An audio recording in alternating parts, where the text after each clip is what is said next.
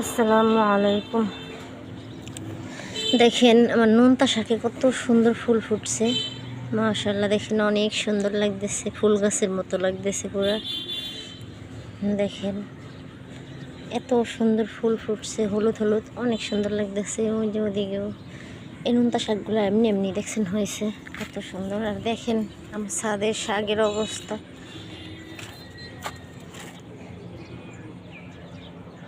আমি কিন্তু শাক এখন মানুষেরও দেই, কয়েকদিন দিয়েছি, কারণ আমি একা খাই, শাক তো আর অত খাওয়া যায় না।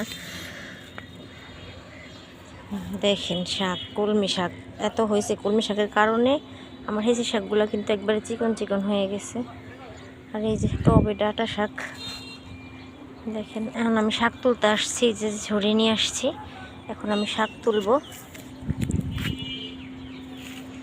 দেখেন আমার পুঁই শাকটা অতিরিক্ত বৃষ্টি হইল, বৃষ্টি হওয়ার পরে এরকম হয়ে গেল পাতাগুলো। কেন যে হয়েছে আমি জানি না, আপনারা কেউ জানলে প্লিজ কমেন্টে জানাবেন যে কি করলে পাতাগুলো আবার ঠিক হইব।